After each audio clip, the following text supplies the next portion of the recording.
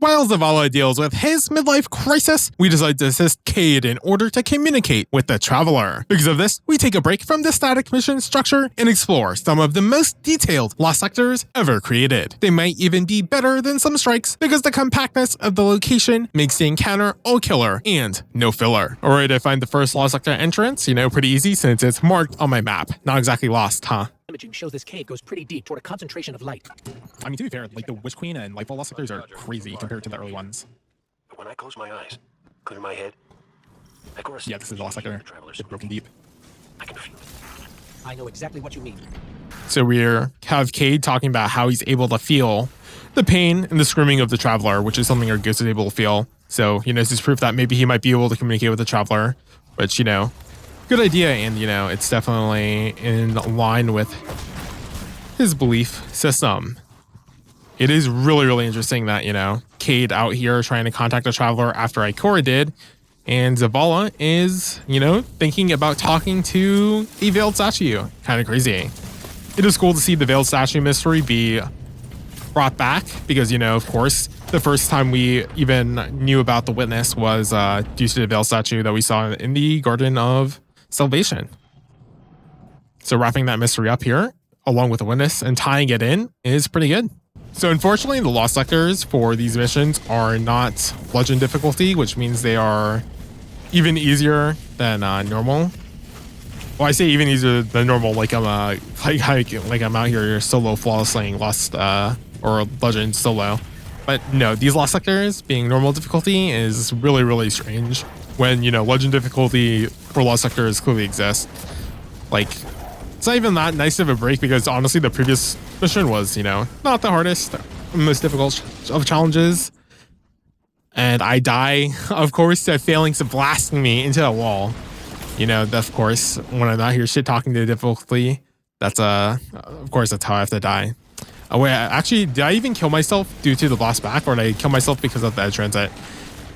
No, yeah, I think it's a misadventure, so I did kill myself. Nice, of course. Even better, of course. It's not even the feelings that kills me, it's myself. We gotta get this edge transit out of my hands. Cannot be trusted with this thing. Map-wise, I'm pretty sure we're remixing a location into Divide, so, pretty neat to see this location be remixed, but to be honest, out of all the lost sectors, this is definitely the weakest. Like right now, it's not even that exciting, but it does get a little bit better when we get towards the end. This is also, the shortest. This section where we have to run up with the little spinny fan thing is pretty neat. I'm getting stuck on something and it's really hard for me to climb up. Wow. Albozo. All right, we enter the boss room. Wow. Very, very obvious. The white and black split in the middle. Pretty interesting visually. Clearly communicating the theme of light and darkness combining together and the memories merging in order to create this location inside the Traveler. So, visually staying consistent to the themes. And honestly, it makes for pretty visually interesting clash in a otherwise pretty boring location. The boss fight also has, very light mechanics, which is cool because, it is just still a strike.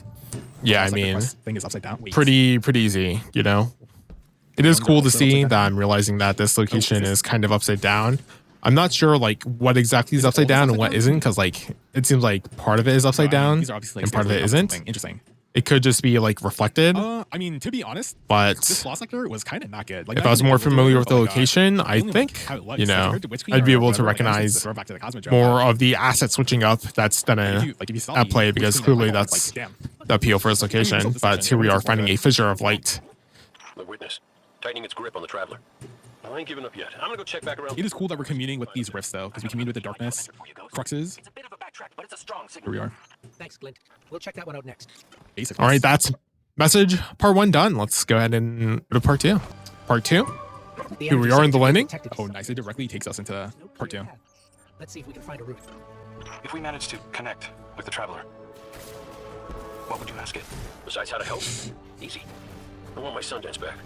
It ain't fair. I'm the only one who got a second chance. Wherever I was before that wishing was pulled. I wonder if the Traveler is going to sacrifice itself and everything is just going to come back. Maybe that's it. I mean, Traveler sacrificed itself. The witness. Crow asked a fairly potent question. What would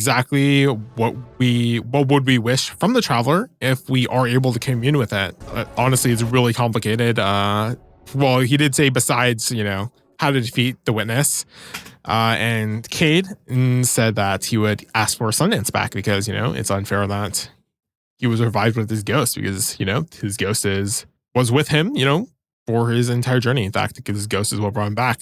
Like, if we think about us and our ghost, imagine trying to do anything without our ghost. Like, our ghost is responsible for so much. Like, every single interaction with the world is basically done through our ghost, right? That's pretty insane. And if our ghost was not here, we would, first of all, be dead. And second of all, interacting with everything would be troublesome. Also, since your ghost is basically a part of you, your ghost knows all your intimate details and secrets, whatever. So, you can basically confide in your ghost because your ghost is you, essentially. It is also interesting to think about what would I say or what would I ask from the Traveler. Unfortunately, I don't really have a good answer to that question. I am interested in knowing what you would ask from the Traveler. I guess I would say, I wish for Destiny 3, but, that's obviously not in line with the context of what the question of when and what the question is asking specifically. So I guess what would my Guardian ask? Yeah, I'm not sure. It's actually a good question. They're forcing us to do these. I think, I'm pretty sure they did that in Lightfall and whatever. Anyways. Down there, the Guardian can't handle. It was just more that one, yeah, it was kind of lame. It just being, For yourselves. yeah, compared to Witchqueen Lightfall. That's just it. Forgotten Deep. This one's probably gonna be a lot better just because Cade's line's pretty interesting there. Ghosts are always worried about us, but no one is there to worry about them. It's a good old meme of, where is this person or what is this person? But nobody ever asks, how is this person, right? There's nobody to put our ghosts back together while our ghost, revives us over and over. So we are leading into the connection and relationship between the Guardian and Ghost, which is incredibly, incredibly strong to draw on emotionally and is our direct investment and link and tie-in with the Traveler. So of course, playing with this relationship in line with the story is exactly where it should be going. So, pretty good writing there. This area of the Lost Sector, it's cool to see the vibrancy, this location rotten. Here we have to just do this little mechanic where you have to clear these rounds before I can get rid of the crystal. All right, here we are. We're finding El Rakosh, Banish Our Memories, playing in with the whole thematic leanings of memory with the light and darkness. This place is infested by the hive, so you're going to get some enemy variety. I didn't mention it earlier, but these hive are Zebu or Rot's hive, which is why they are aligned here with the witness. So it's pretty annoying that we're dealing with them. This fight has a little mechanic attached to it instead of, just killing the wizard. We have to do enough damage to the wizard in order to send it to its next phase. And then we have to go pick up these little buffs across the map in order to break its shield in order to do more damage. So, it's not really an advanced mechanic or anything, but it does get you to move around. And honestly, it's as complex as some of the mechanics in like Lightfall. So, while not the most advanced or mechanically complicated of tasks, it is something. And it does force you to move around and do more than just, spam mouse 1 against the boss, which is still basically what you do, but, a little bit of variation. Wow, really explaining what mechanic here is. Gotta pad the timeout before I can collect this cache code. Oh my god. I'm realizing that I have to finish it off because it's a light-bearing wizard. I'm actually trolling myself, but, realizing mistake. There we go. We found the source of the light emission. like, see, this makes sense. Like communing with the thing at the Lost Sectors, but having the Lost Sectors actually look epic. Like this looks crazy. You heard him, Guardian. I'm surprised these still are fucking here. Like, And if the witness has corrupted that one too? Hey, now, no spiraling into despair. We don't have that kind of luxury. Let's rendezvous at Glint's coordinates. Figure out what to do when we get there. So we're not exactly able to untangle the darkness. So hopefully the last one is not corrupted so we can commune with the Traveler. This is the last one. Let's get looking. When we first came through the portal, we received a vision. Was it the same for you, Crow? No. What did you see? Energy, all kinds. An orchard of silver wings, darkness infecting the traveler, and light. So much light. It shows you what you need to see. Diametric forces your guardian now wields in harmony. So we ask Crow and Cade if they also received the vision when they came into the Traveler, and they did not. So it is interesting to note that they did not receive the same vision, or not even the same vision, but they didn't receive a vision at all. Well, they might have received a vision, actually. They just, I assume they would have told us when we asked, did you receive a vision? But, here we are, their lost sector. We are The Blooming Deep, lost sector. The Taken have taken over this location. So, funnily enough, there's probably supposed to be enemies in this section, but due to the server having issues, I'm exploring this location without any enemies. And that will soon result in me getting kicked out from this lost sector. Wow, error code cabbage, very cool. And this is only during a lost sector.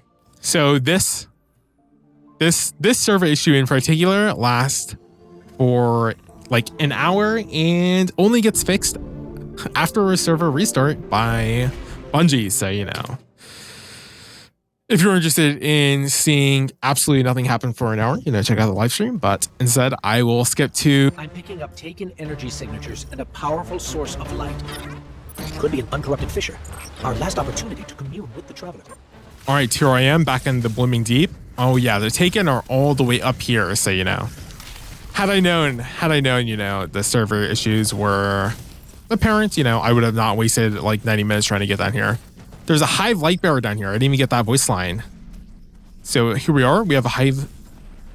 Yep, we have a Hive light bearer assisting us. Quite odd. Introduction of a new mystery, though, for sure. This location is pretty neat. As we see, it's pretty segmented and cubed up. Of course I fall there. Bro, come on. How are you gonna... We're gonna... that didn't happen. Didn't happen. I could cut it out if I wanted to, but, I'm going to talk about how, wow, that phalanx is so... Wow, that phalanx is supposed to troll you, but I trolled myself. That's crazy. Also, the audio and my voice are no longer attached to each other, and the quality has gone up. Wow. Finally, I can fall back to the raw recordings. Really shame that I accidentally deleted some of the footage, but no matter. Good thing I streamed it. Good thing it didn't matter too much. Here we are. Hopefully you appreciate the newly introduced clarity. Just taking and observing the lost sector. It is very Minecrafted up. Gonna ignore that phalanx for now. It's also, pretty long. Look how much we have to do. And look how much we have to explore, even vertically. Here we have these prismatic enemies, pretty annoying. This Taken Blight, pretty annoying. But, it is normal difficulty, so there's not actually much for me to say, It's just a pretty neat location. Definitely one of the best and most interesting locations that we've traveled across thus far, for sure. All right, here we come across Luzaku fighting against this Taken, whatever, something Aztecross, the Taken Lord or whatever. I can't read his name because my face is covering up the name, but it doesn't matter because, I'll pause it just for you guys. Aztecross or Nakuru, the Sacrificed. Wow, do not correct me on the pronunciation. Almost that, well, I did die. I don't know why I'm just, not doing it there, trolling, just observing the absolute frozen mess I did. Oh, I did die because of these Taken Blights. These things are really annoying, but I really have to start killing myself because of them. Because to be honest, it's not even the guy. I did most of the damage to myself. We have to, come on. With these Taken Blights, you just cannot have that transit out. This is not okay. So here we do have Savathun's influence, still being shown. Crazy that Luzaku is part of Savathun's posse and infiltrated the Black Fleet, and no one was the wiser. I guess the witness probably just doesn't care, to be honest. The gardener's touch is here, brimming with life. The gardener's touch is here, brimming with life, Introduction of someone called the gardener. You mean the traveler drew you here? So Gardner, our ghost, assumes that this person is this entity is the traveler. So the fact that our ghost has to ask if these people are, I keep on going back to people, if these entities are the same is interesting because it kind of leans to them not being the same entity if our ghost has to ask for this Are clarification. we not all reborn for a purpose? All right, so an interesting line. So maybe the gardener was reborn into the traveler, which is interesting.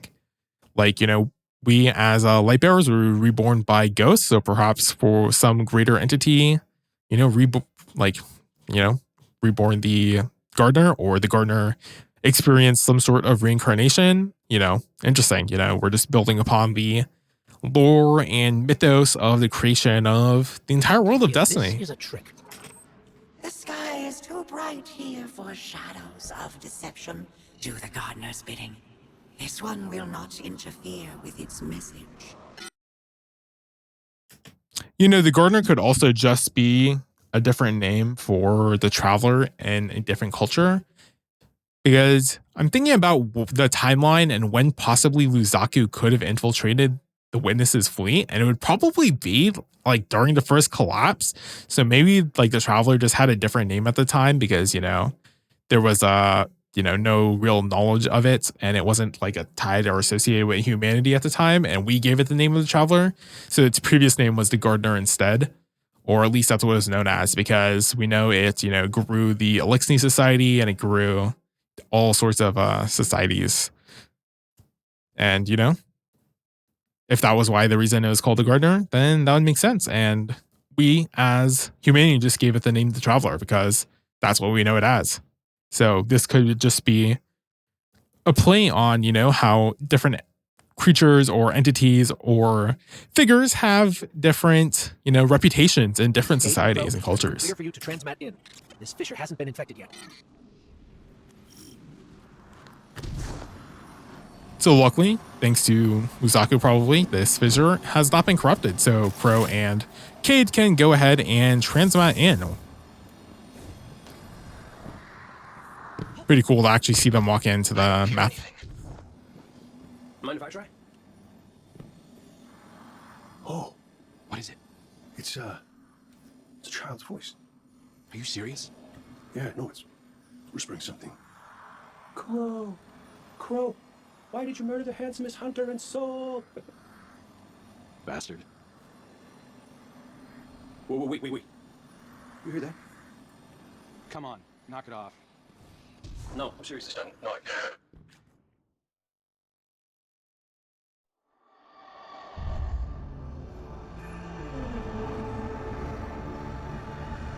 Hello?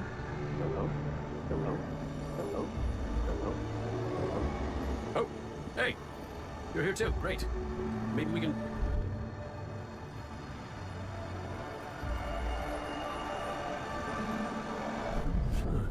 What the hell?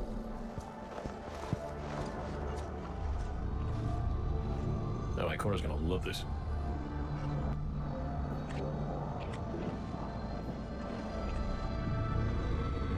Devotion.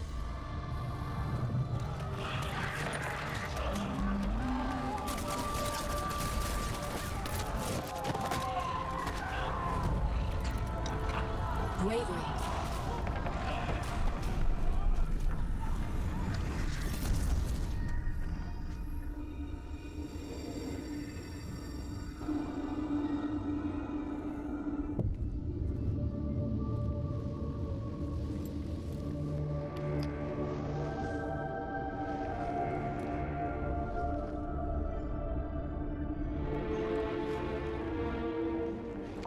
Sacrifice.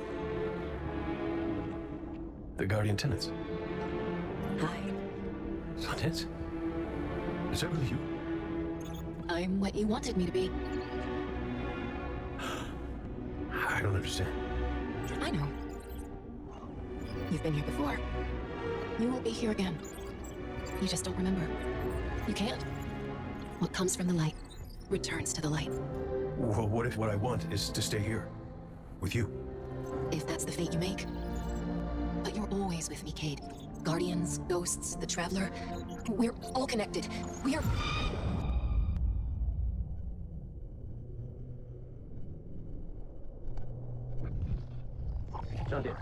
Devotion, bravery, sacrifice. The Guardian tenants. I know. I know. I heard you the first time, but you forgot one. It's...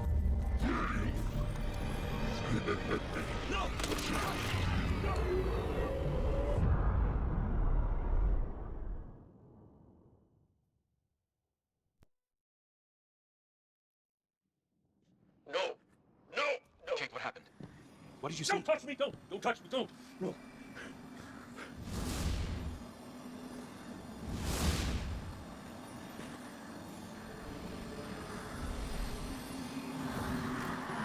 Kate. Devotion, bravery, sacrifice, death. I saw her. I saw her in my Sundance. The witness kicked me out before I could get anything else.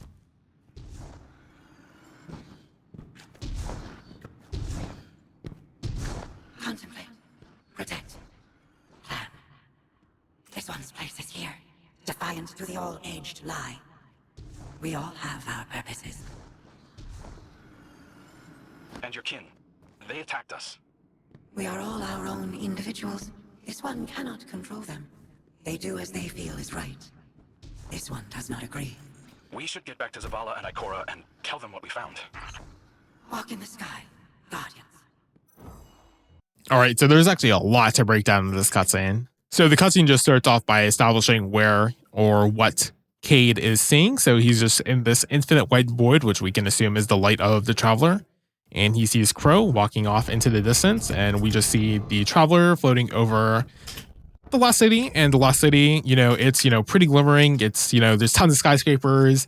The skyline is pretty nice. So I assume it's prosperous in this situation. So here it's clearly just saying in this vision shown by the Traveler that, the Traveler is here granting us light and we're prosperous underneath it. So Crow is also presumably here. But I don't know if that's just a vision of Cade seeing Crow, or if Crow's actually here as well as a part of this part of the vision. So it could just be Crow is with Glint in this part of the vision, and here we hear Sundance speak to Cade. At first, I did not recognize the voice, but we do later figure out the identity of the voice. So the ghost starts off by saying devotion. I assume that's devotion in terms of showing loyalty to the Traveler in one way or another. Maybe just by the existence of them being resurrected by ghosts is devotion enough. Also, we could read it deeper of not even devotion to the Traveler, but just devotion to a greater cause. Bravery, that's pretty self-explanatory. If you're devoted for something and you truly believe in something, standing up for what you believe in is being brave. So the third tenet is a lot darker as we see Zavala cover up presumably Cade's body, as what I remember from the one cutscene I saw all the way back in the beginning when I first played this thing too from the timeline reflection. Wow, I really have to dig back in the memory recesses for this one. But, we went from devotion to bravery to death, so we're going through a timeline of progression of, just the aspect of, life in general. You're usually devoted to a cause, so you stand up for a cause. And sometimes when standing up for said cause, you die. Maybe not even because of just standing for that cause, but death is just a natural, death is just what we call a conclusion to something, specifically life ending, right? Because everything has to end. And death is just what we refer to as the end of life. Sacrifice as the last one. So interestingly enough, sacrifice is actually after death. In terms of thinking about it, you would think sacrifice would be before death, as you would sacrifice yourself in, you're devoted to a cause, and in order to show bravery, you sacrifice yourself or become a martyr, and that leads to your death. To me, that makes a little bit more sense. But you could also think about it as in, the aspect of martyrdom, where you die, and then because of the sacrifice you made, you stand for something greater than just, what your one life did. And just your death will now become a cause for, a greater purpose. So these are the Guardian tenets, and that's interestingly enough how Sundance reintroduces herself to Cade. So the first time I heard it was actually from Savathun in one of the missions, I don't know if it was the 6th or 7th mission, but it was in the apothecary, I believe, where we picked up a memory and Savathun herself rattled off this phrase of devotion, bravery, death, and sacrifice. And at the time, I had no idea what the context of those words were, and they were never really explained further in The Witch Queen specifically. But it took me this long, but I finally got greater context on those words. So, would be interesting to figure out what exactly was happening back there. So while talking to Sundance tells Cade that he was here before and he will be here once again, and that him not understanding it just, is because this is a concept far beyond what, I assume any person can reasonably understand, because, it's a concept of death itself, which I assume is where this is taking place, because this is a vision of the travelers. I assume this is wherever the location Cade referenced to earlier, where he was pulled out from. So interestingly enough, Sundance also says that you just don't remember because you can't. So this is also tying back into the themes of the light, right? Because when we were resurrected by our ghost, we lost all memory of our life before, and we had no memories at all. We became a completely new blank slate. So that ties in with like the themes of the light and how it deals with not remembering stuff. And while the darkness deals with themes of, memory and remembering, which is interesting to bring up here. But it makes sense because, coming back from death is incredibly abstract. So Cade just asks what if he wants to stay here, because here is where the light is and where Sundance is. And if we remember, he answered the question previously of if he was to ask the traveler one question, he would ask for where's Sundance. And funnily enough, the traveler has kind of responded with this vision where he has been given Sundance by the traveler. And now Cade gets to ask Sundance directly if he wants to stay here with Sundance. Of course, Sundance says, if that's the faith you make. Of course, Sundance says, if that's the fate you make, which ties into Destiny as the game and the theme of, the series as a whole. Sundance goes back and, reaffirms that regardless of the choice Cade makes, because of the bond shared between them and the light, they're all connected together. Of course, here we see your boy, the witness, and this is actually him perverting this vision of the traveler, which, the sudden abrupt cut followed by, the sharp screech in the background is very, very blatant in its purpose and is showing us the witness trying to take hold of the traveler and trying to enact the final shape. This is also showing how powerful the witness is as it's interfering with the vision being shown to Cade itself. We can also go back into tying this into the themes of Destiny as a whole, right? Because here Sundance says, if that's the fate you make, right? Destiny is up to us to decide. But what happens if the destiny we wish for collides with another force whose destiny does not align with our own goals? The witness wishes to enact their final shape, but their final shape is not what we hope for. So it's interesting that we're now, I say with now, like, this is a new concept being introduced, but no, this is, been the underlying concept at all. What happens when what we desire and what destiny we wish conflicts with the desires of another individual? How will we succeed? How will we prevail? And what is it that makes our ideas and our philosophy and our goals superior to another's? Why is our destiny better than the destiny that someone else desires? So Crow asked Cade, what did he see? So I assume that maybe while he might have seen the Lost City, he didn't see what Cade saw at all. but I don't know if because he asked this question, he saw anything. Because I don't think we as the Guardians saw anything Cade saw, because I don't think in this cutscene it would make sense for us to have seen any of that. So I assume we were just taking the role of like an omniscient narrator in that cutscene specifically. Because I think if we were there, our Guardian probably would have been there as well. And, you know, it does not make sense for us to have heard of the conversation between Cade and Sundance. This pretty stark reaction is, you know, apparent that something is wrong there.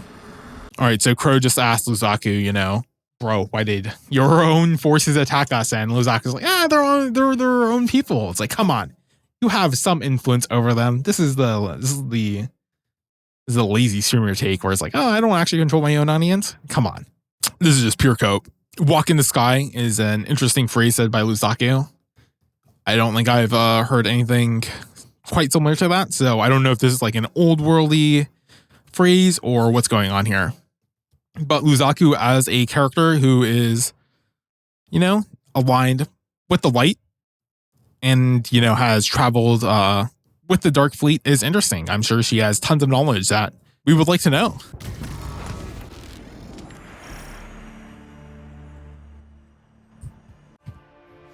I don't know what to say.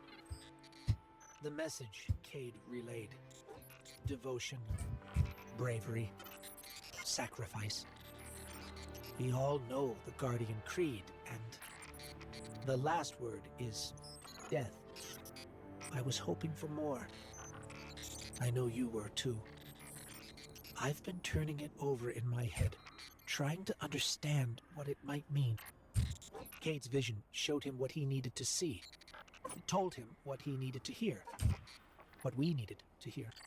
If we don't make it out of here, I want you to know that I don't regret any of it. I'm yours, and you're mine.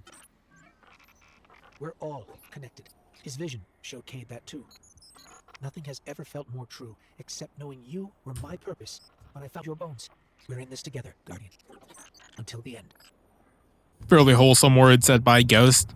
It does seem, though, by his words that we did also see his vision, maybe indirectly, because it doesn't make sense for Crow to really have communicated the contents of his vision to us at this point in time.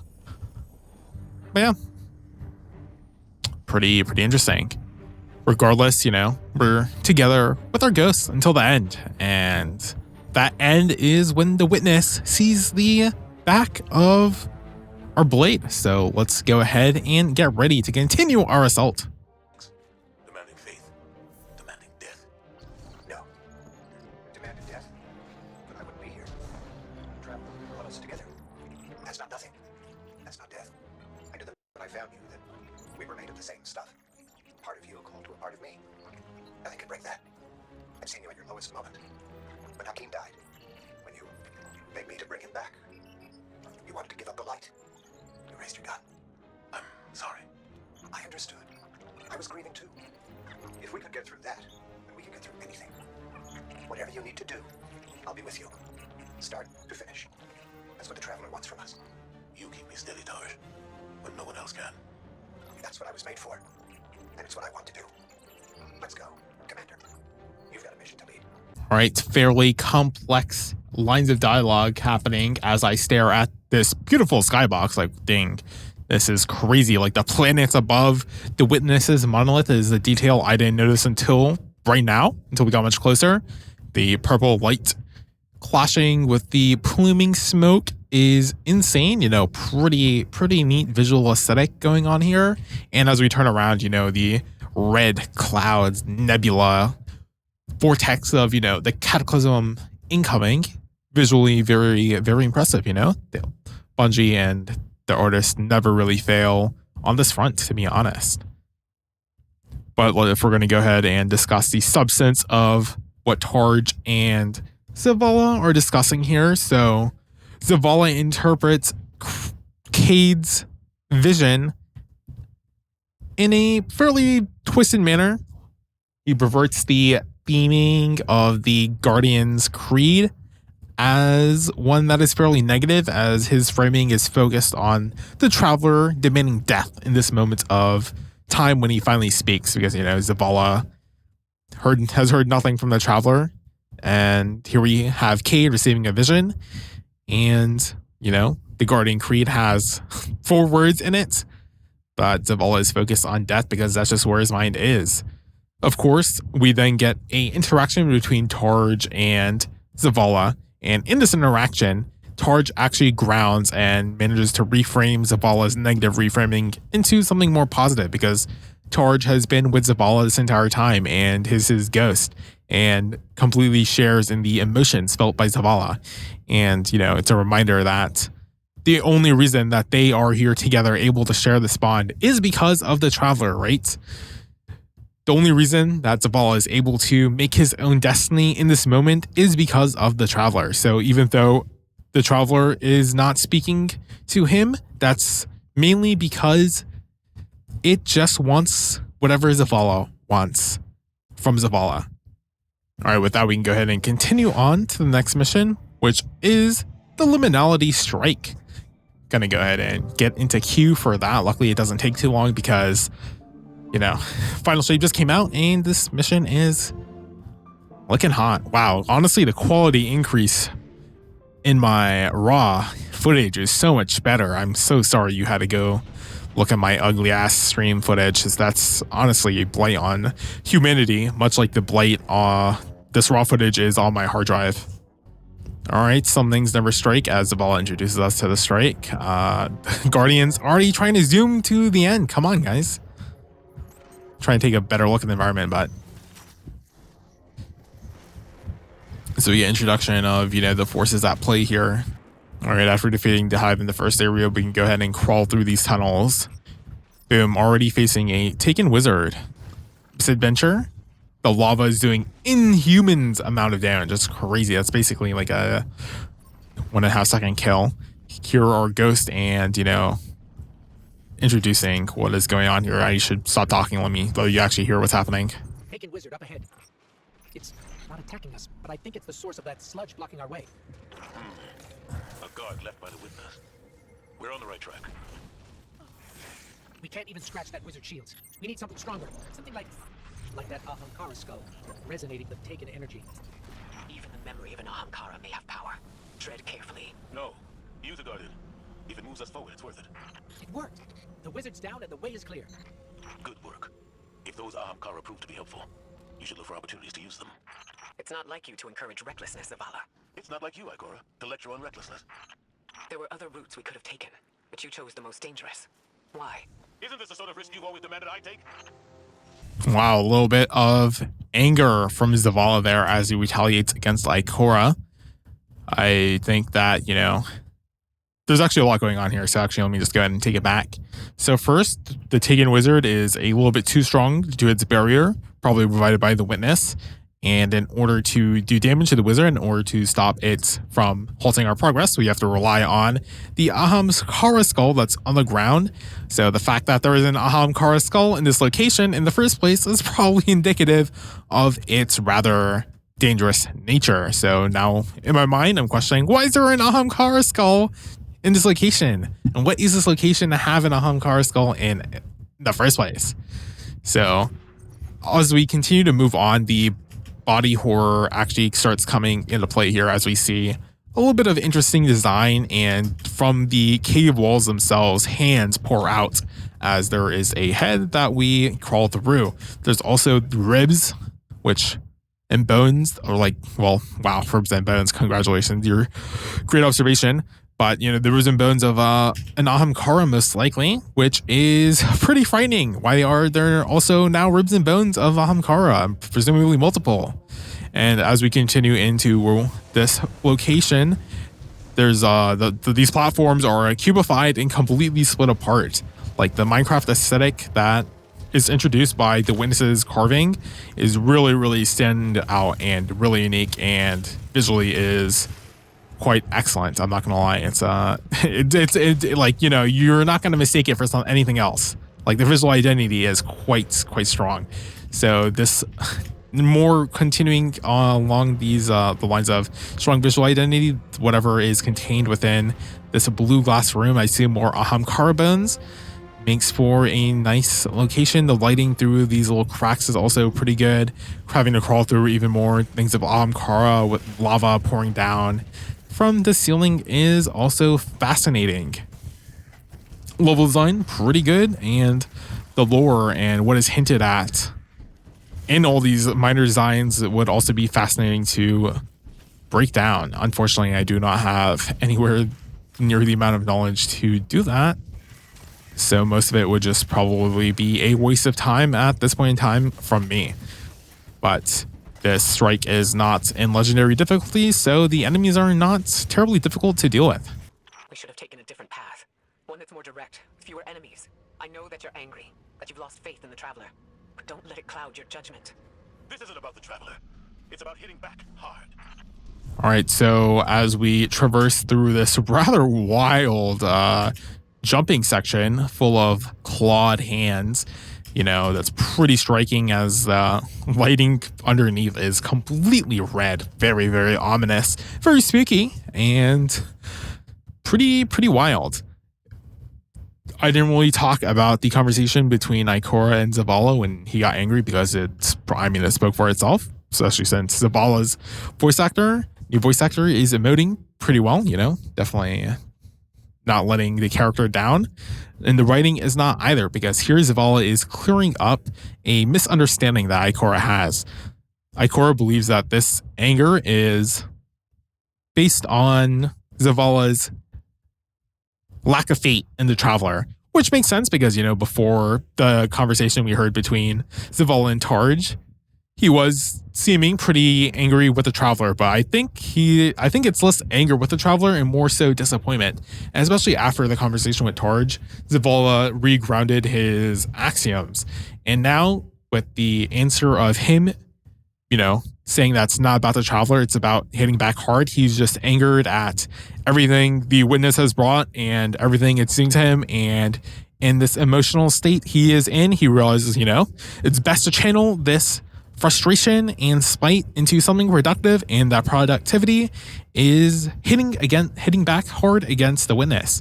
So while to Ikora at this time, it might seem that Zavala is acting a little bit reckless and headstrong, he is, but that is on purpose. It is a calculated move on his end.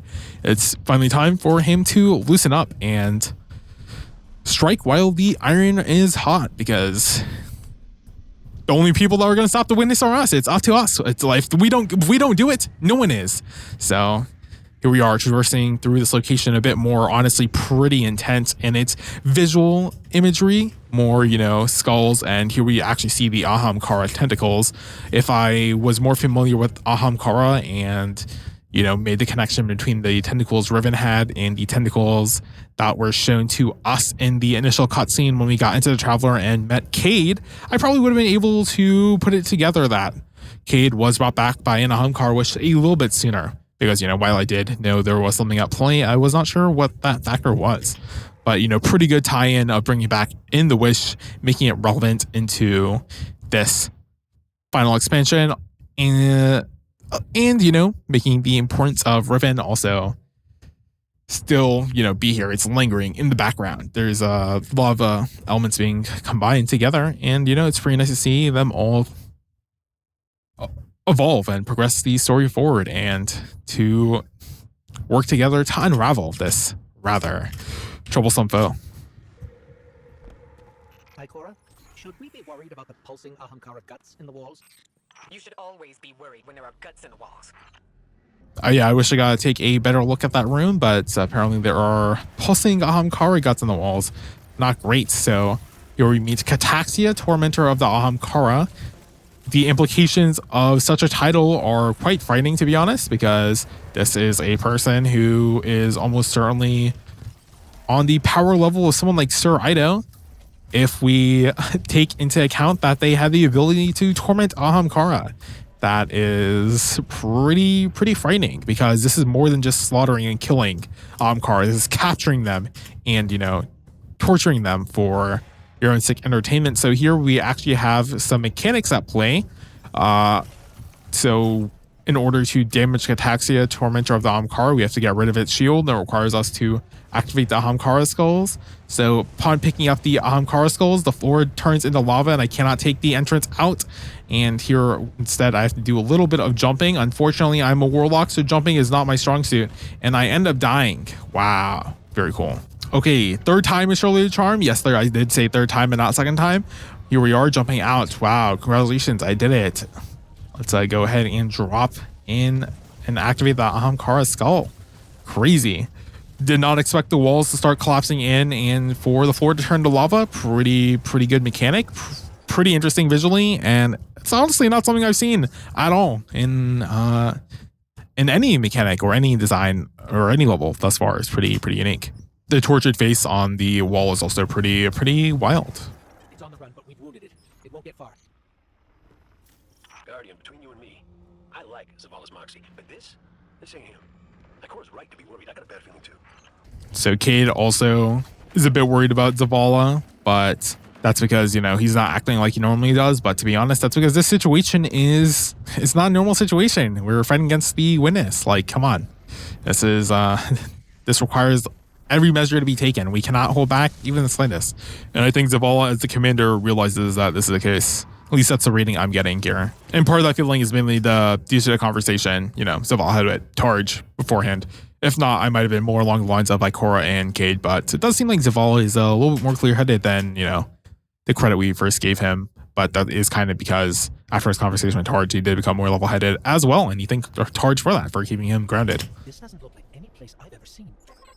All right, the Taken invade us in this location, but this is, you know, quite a fascinating look. You know, as we take the step off, there is pyramid in this location, and it is quite, I'll say, unlike the normal Egyptian stylings and leanings and aesthetic of the Black Fleet, this pyramid location is actually more akin to like a South American or Central American styled, you know, pyramid or temple, right? Like the whole trees and grassy location. The ruins are definitely more Aztecian / Mayan inspired than the Egyptian pyramids, which is an interesting twist on familiar architecture, but completely different culture.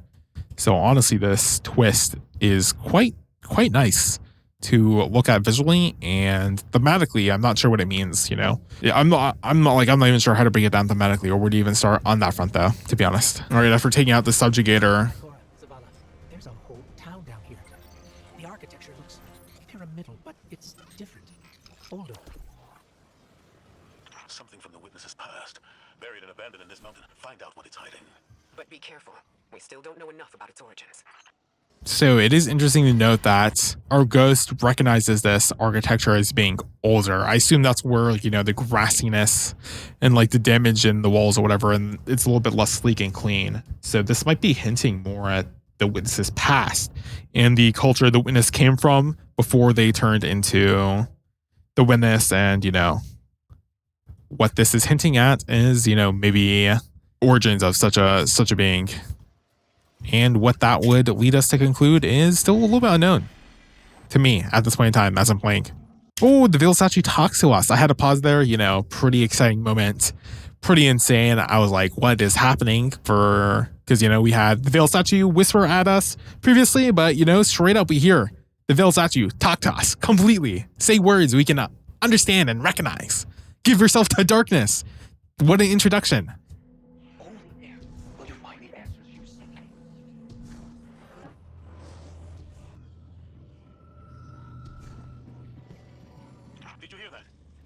It wants to help, just as I told you before. Or it could be a trap. Listen to yourself, Zavala. I've known you for hundreds of years, but right now, I don't even recognize you. You just don't like it when people change. I don't like change that can cost lives. That isn't your decision to make. When we faced Savathun, you took unimaginable risks. That's enough. Focus on the mission. Get your eyes up each other's throats and put them back on that tormentor. All right, so Cade clears up the... Well, he doesn't only clear it up, he just stops the little, you know, banter. It's not actually banter. It's a way more aggressive than that. The fight they're having, you know, I'm trying to be fancy with my words, but here, you know, fuck it. The fight Zavala and Ikora are having Cade goes ahead and breaks it up for the time being. The fact that Zavala mentions that Ikora doesn't like change is interesting because that feels like a pretty personal line of attack. Ikora doesn't even directly refute such an attack. Instead, she kind of just like, she straight up like deflects by saying that, she said that she doesn't like change that can cost lives, right? So technically, while she isn't saying that she doesn't like it she doesn't like when people don't change, she, by not answering such a question and by saying that she doesn't like change that can cost lives, she's basically admitting that Zavala is a little bit correct in his words because, Zavala then straight up says that people are allowed to change however they desire based on whatever circumstances they are in. Just because Ikora doesn't like such a thing doesn't mean that means anything to the person involved because guess what? It's their life, not Ikora's. Zavala even points out the hypocritical nature of such an accusation, by pointing out what happened between Ikora and Savathun, right? Zavala also got into an argument with Ikora then, and back then, Zavala still presumably was completely faithful for the Traveler. So honestly, this is kind of in line with Zavala and is okay in terms of character progression. It really does seem like Ikora is maybe not completely trusting of her partner, which is kind of what the witness wants, right? This just by showing that Zavala could possibly be a little bit tempted by the darkness, even if he isn't at all. This doubt instilled into Ikora's minds is playing on her fears of, Zavala no longer completely trusting the Traveler and might fall into the dark side, which is bad, The more we're divided and the more we're not united in our common goal of fighting against the witness, the greater the chance that the witness has to succeed. All right, we enter a rather large clearing, more Ahamkara bones to be spotted. Like this being like a grave of Ahamkara is pretty frightening. I am really curious about the lore implications. Do remember that this is not a real place, but the fact that this is inspired by memories of probably the witness is kind of frightening, Like, what happened? So Cataxia being Tormentor of the Ahamkara might be also leaning more into the nature of how Tormentors got their name. I'm pretty sure I did talk about this when I talked about Subjugators, Tormentors, aggressive in their nature, pretty spooky. And Subjugators, subjugated. Pretty straightforward there. I know, pretty lazy in my explanation there, but come on, do you really need me to explain Tormentor and Subjugator, the meaning of such words? So once again, we have a mechanic of, the lava collapsing in as we try to get enough energy to fuel the... So we pick up take an essence, exactly. So I have no idea why the portal is there. Like, really? We need a portal? We can't just walk forward? Like, really? But, as the walls collapse in, there's more interference. But this one was way easier, mainly because Warlock jump moment in the previous one, right? Like, just having to walk forward is way easier than having to do some wacky ass jumps as a Warlock, to be honest. Also, this being normal difficulty makes the Ahamkara not exactly the Tormentor of the Ahamkara not exactly too much of a problem. Neither are any of the enemies, and there are multiple people. So this is pretty freeload, even though I'm not that great against Tormentors. So the Hive catch up to us as we near the end of the fight. So pretty cool to see them come up at the end here to be a little reinforcement. But, we take care of them, no problem. Prismatic, there's some prismatic enemies. So just pop prismatic real quick. Not a big deal. Go prismatic real quick. Ataxia is pretty much dead. Yeah, there we go. Not too difficult of a boss or encounter, but that is because this is normal difficulty. We did it. The way is clear. Give yourself to darkness. Only there will you find the answers you seek. This is the first concrete, actionable lead we've had since we arrived. What about Cade's vision? We should follow the path the Traveler has laid for us. How are we supposed to do that when all it gives us is more riddles? Devotion, bravery, sacrifice. What does that even mean? I don't know, but the Traveler wants you alive. No, you do. That's what you want, Ikora. You once told me that to do nothing is cowardice. And now, you'd rather lose everything than to risk making the wrong move. But you aren't even thinking about that. You're just afraid to lose me like we lost Cade. Commander, you're out of line. Stay out of this. You weren't there. You don't know what happened when you died on us. You're right. I can't lose you, Zavala. Someday you will, and you'll have to learn to live with that. All right, some rather intense lines finally coming out by Zavala and Ikora. She finally shows emotion and admits that Zavala is right. She does not want to lose him like she lost Cade. Cade tries to, interfere, but this time around Zavala is not having any of it because, Cade was the one that died. He doesn't know the grief his death brought upon and strain that caused strain upon their relationship. So the final line by Zavala is pretty much the strongest line, right? Someday you will. Like, this is dealing with loss. Everyone will have to deal with loss at some point, whether it's as simple as losing a pencil or as complex as losing a loved one. Everything has to come to an end because in order for things to begin, things have to end, right? And Ikora just has to get over the fact that we're fighting the witness, and no matter the cost it takes, we will have to pay it in order to defeat the witness. And that is something Ikora just has to get over with, especially since the veiled statues are providing us with a lifeline and method to possibly defeat the witness by submerging ourselves into the darkness. There's not really too much else for me to say about this exchange because it's fairly straightforward in Zavala and Ikora's intent. That is the end of the Liminality Strike, though. Pretty long strike, pretty interesting visually. It's pretty good. I mean, I haven't played all the strikes, but this is definitely out there. A lot of varied locations. It is kind of unfortunate that we get, I say unfortunate, it's like, would I rather have one long complex strike or multiple strikes?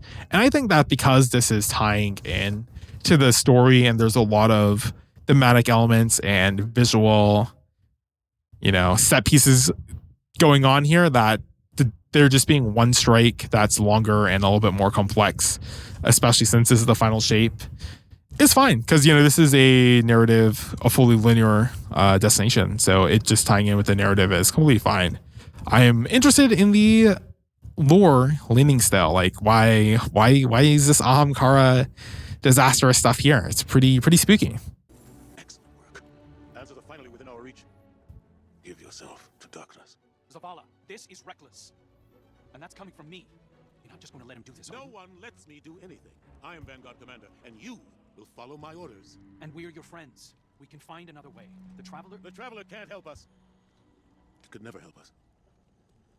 I gave it everything I had, and it keeps taking. You have us. You have Kate back. Your fire team. That's not enough.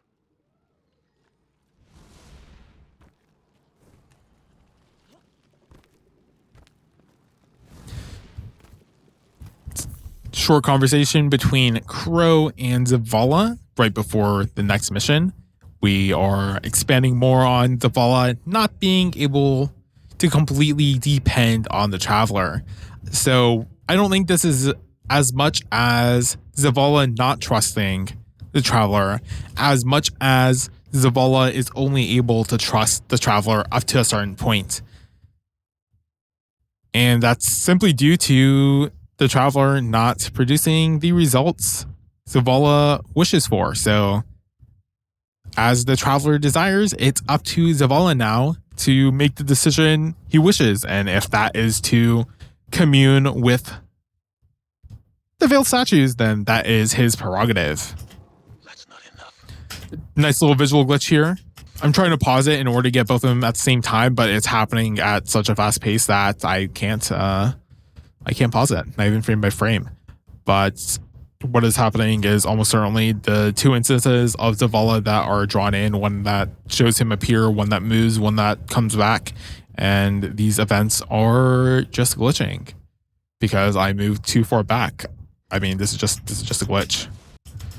Just a glitch. A little visual glitch. I mean, that's it. I really can't say anything more about that.